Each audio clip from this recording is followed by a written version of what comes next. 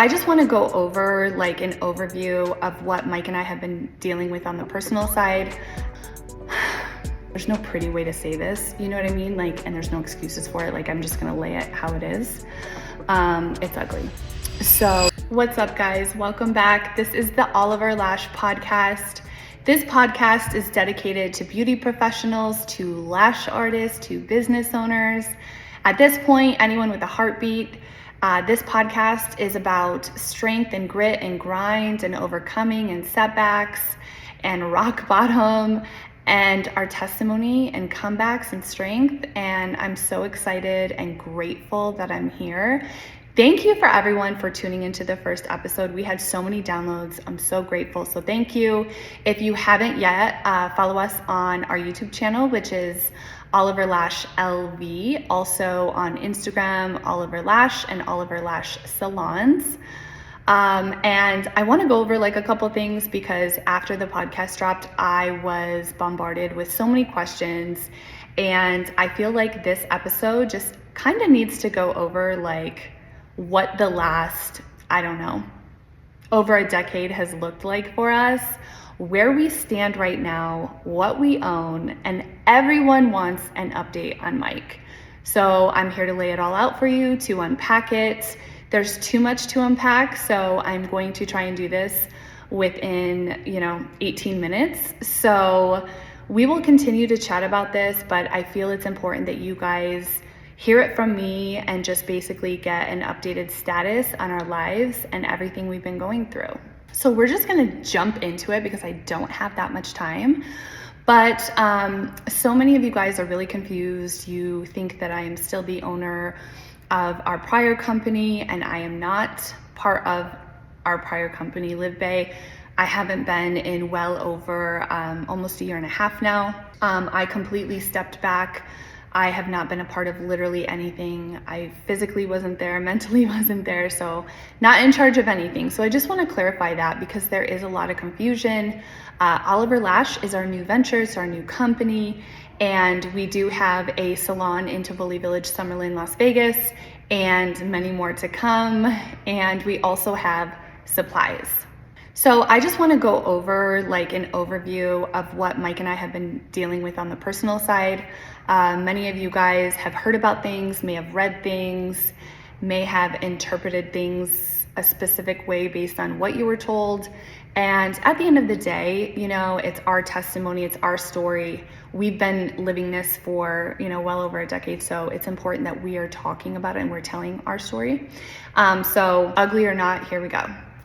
So I met my husband in 2012. We met on Match.com. 2 months into us dating, Mike broke the news to me that he was dealing with a pill addiction. And my husband was heavily involved in pain pills, which originally stemmed from a kickboxing incident and then later on, became a party favor, and the rest is history. When I met my husband, he was not in a very good season of life. And I do just want to emphasize 3 things actually before I continue is, number 1, my husband has never not held himself accountable for the position he put himself in and others in 2012. He's always shown accountability, walked with a ton of shame from this. And when I talk about Mike from back then, it's almost like we're talking about someone who's no longer here. It's like one of those things where, people make mistakes, and some big, some small. I hope no one is in this position right now or to this magnitude. And so when I talk about the season that Mike was in, it's not a deflection, it's not an excuse. That was just the season he was in and what he was going through at that time. My husband also told me that his office was raided. So my husband basically had a boiler room office. He was doing things that were illegal. A lot of gray areas that got him into federal trouble. My husband was raided by the feds in 2012, so 2 months after us dating. When I met Mike, I knew he had a business, but honestly, he was never there. So I was like, oh, he's maybe like an investor, like absentee owner type thing. But then obviously I had found out everything. People ask me all the time, and my husband still says it to this day. He's like, I don't understand why you stayed. Like, how many red flags could I have like thrown at you? And like, don't you feel like you married a lemon? And The thing is with me is like, I'm a second chance, I'm a third chance. And what people don't know is when I met my husband, I was just on this reckless path. I was doing things that were illegal. I was doing a ton of drugs. I was partying. I had gotten out of a really bad mentally and physically abusive relationship. And so I was going wild. And I tell my husband all the time, I'm like, listen, if we didn't meet each other, like, I don't know if I'd be here. And that's like the same with my husband. So it's one of those situations where you meet somebody and you're both like in a really bad spot and you're like, okay, which one is going to sack up to take care of the other? And so I was like, okay, well, you're in a worse situation. So let me be the best version of myself to help you. Because honestly, at that moment, like, I loved Mike, and people can say whatever they want, but I mean, we've been together for like 14 years, you know?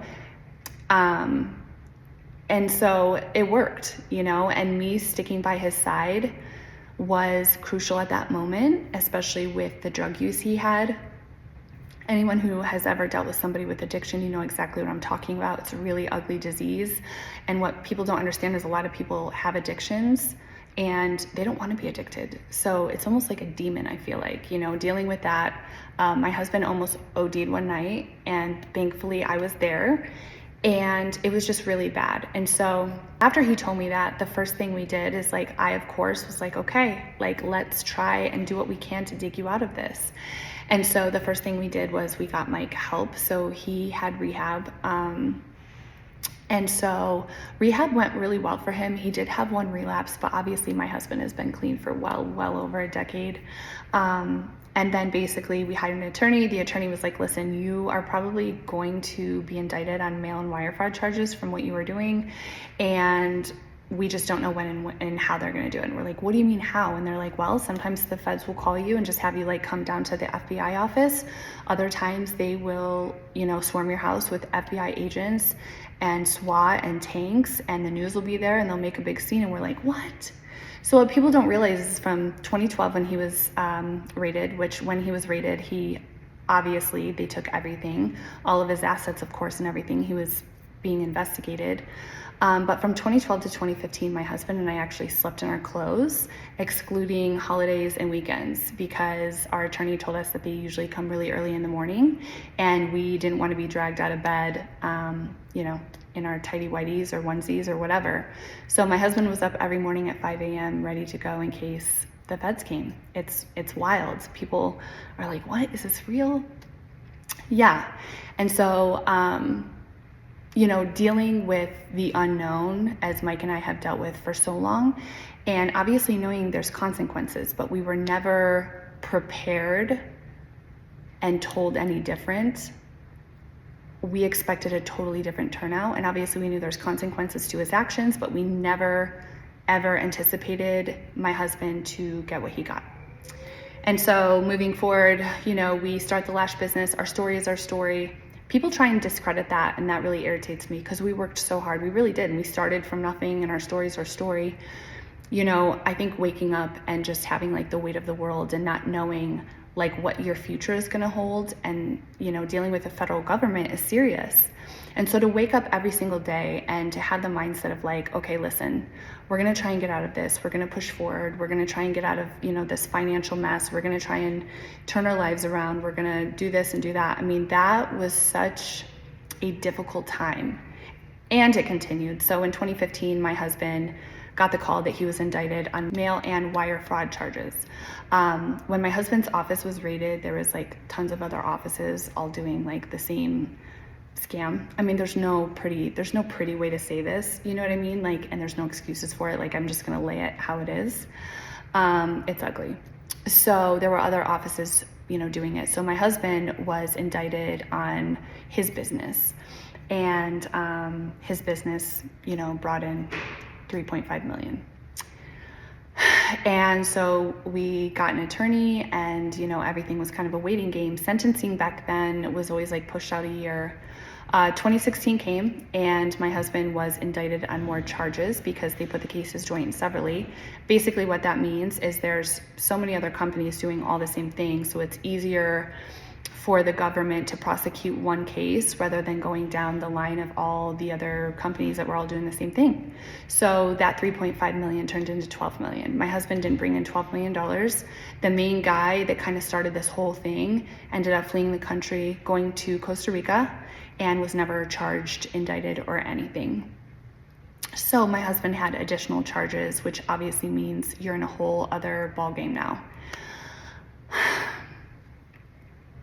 I think the hardest part of this was just trying to put one foot in front of another.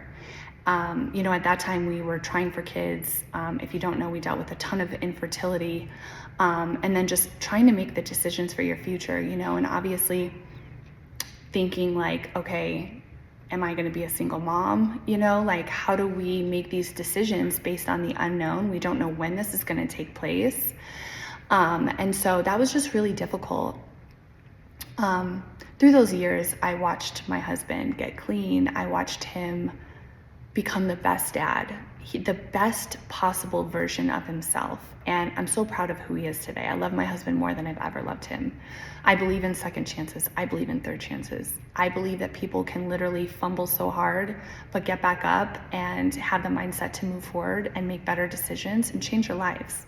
And if anybody has witnessed that, it's been me. And, people say, well, you're just his wife, whatever. It's like, no, I've sat with him while he was getting off pain pills. I watched him go back to church. I watched him help me build this big, beautiful company that we built. I watched him become the best dad in the world, the best of a friend could have, a mentor to others. And so the whole thing was just really heartbreaking, But at the end of the day, when you're mixed in with anything federal, you are up against big consequences. And so what people don't understand about federal is if you even dare take like anything to trial, if you're like, you know what, like they're actually wrong, like this is what took place, or if you even try and just take it to trial, there's a 95% conviction rate. You're never gonna win, and you will have more time. You will serve way more time because now you have ate up costs and time of the federal government that they've already put into investigating cases. And so it's very rare that people take it to trial, and it's extremely rare that they take it to trial and win. Now, my husband has always shown accountability. He was like, hey, listen, I did do this. Our attorney was like, listen, sentencing is a year out. You just continue to work hard, do your thing. My husband always wanted to pay the restitution, and he even asked to prepay, even when we were super broke and we could only afford like $50 a month. We were told otherwise by our attorney. It's unfortunate because we literally trusted our attorney to the T, and we listened to everything he said. And the way it went down in the courtroom in February of 2023 was devastating.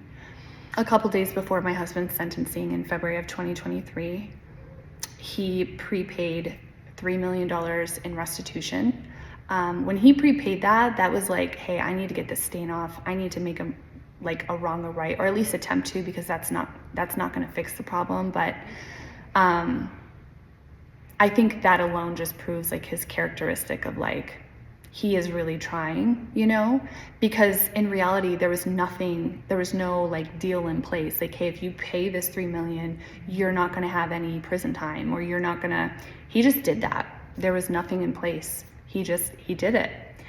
And so, when we went to court, we had an older judge, eye for an eye. A lot of the good that Mike did wasn't brought up in court. There's so many different things that went on with the case and the day of sentencing that were so wrong. And that's why I appealed the case. I appealed it to the Ninth Circuit. That got denied. I appealed it to en banc. That got denied. Then I brought it back down to a 2255. That sat for over like a year and 3 months because it goes back to the original judge. It's like all this stuff on the backside that people don't even realize. But I have fought and advocated for my husband so much. And At sentencing, the judge basically looked at me and said, you're in a fortunate position. There's a lot of families that don't have, the financials or the finances that you have, but they didn't realize how we got that money. And so that's for another time. But basically saying that, and he basically stated that I would be okay because we're financially set, and that wasn't the case at all. And then my husband got sentenced to 78 months. And that was the worst day of my life, and I've been through a lot. But I was so shocked, I had to do the math, you know what I mean? And that converts to 6.5 years. Mind you, my husband, first time nonviolent offender, he was out on pretrial for 8.5 years. And what pretrial is, it's kind of like a probation. So for 8.5 years, my husband drug tested every week. He had to show pay stubs that shows he was working, of course. He had to call and check into an automated system every Sunday, could not miss that. He had to ask permission to leave the state. They obviously had access to everything. They could come in our house anytime. And for 8.5 years, my husband never got in trouble. He never even got a speeding ticket. And to hear the judge say that, and knowing that the judges now, because of certain laws that went into place, he could have had a little bit more leniency. All the other people in my husband's case got 50 months or less, and some got probation, and they were repeat offenders. And so I will never sit here, and my husband will never sit here and say, oh, he should have gotten nothing. We always knew there was going to be consequences to what he did. But to have it go down like that with the whole situation, it was very disheartening. And all I could think about was my kids. And so we're not going to go into that. So my husband will be home soon. I think that, the past 2.5 years, I've had to do everything by myself. We weren't prepared. He was supposed to get an extension to get shoulder surgery. And last minute, the judge said no. So we had less than 24 hours, which was totally our fault, to really prepare for this. And so I had to surrender my husband in California. And that was the hardest thing in the world, because I didn't understand the prison system. I didn't educate myself on, the guidelines and FSA and the things that you can do to reduce your sentence and how you can advocate for your loved one. So my husband has done programming to get time off of his sentence. And there's actually a lot of really amazing changes with the Bureau of Prisons, which is the first of its kind, because it's really never been like this. And so my husband will be home very soon. It's been a really long journey. I've literally done everything by myself for the most part, a small team, Alexa and Chloe. And I had, some nannies at one point that really helped me out. But I really haven't had all that much help. So I have been a full-time mom. I have been a full-time business owner. I did go through a merger acquisition by myself. And then, I did, or I attempted to do what my husband did. So I took over his job. I was a breadwinner. I was the mom and the dad. I paid all the bills. So it's been a journey, and I have to say that I am proud of myself for still being able to stand here today. Sassy thinks so too. I have literally just made it through from God's strength, I swear. I cannot tell you how painful it's been.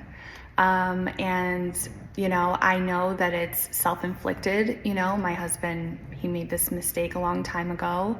And so I'm not a victim. I'm actually very grateful that I have been able to manage things as well as I did. I've learned a lot through the process.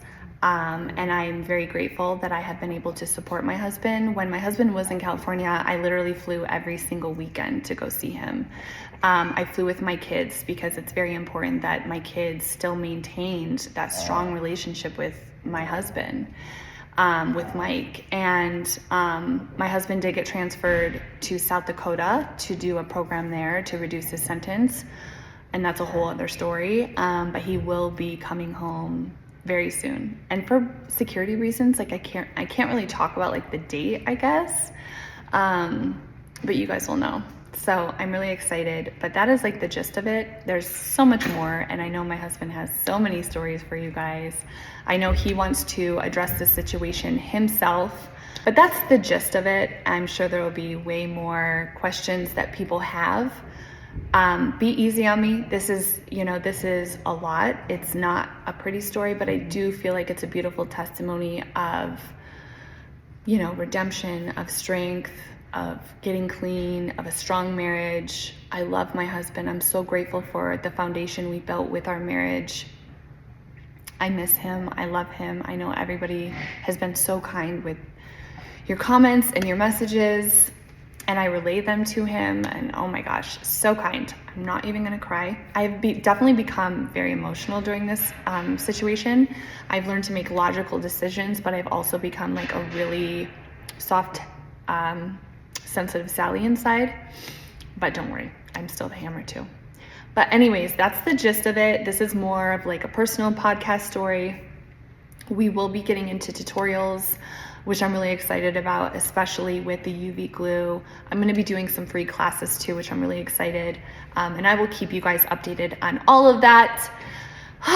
This was a tough one for me, but grateful for all of you guys. I'm grateful for all of the ambassadors. Make sure you subscribe. Also, we're doing a $500 lash giveaway. The winner is going to be announced this week, like very soon. So everybody tune in on our Instagram. There's all the rules on how to enter that. I'm really excited, and it's going to be such a great thing for anybody who wants $500 in lash supplies. So thank you guys so much for watching, and we hope to see you in the next episode.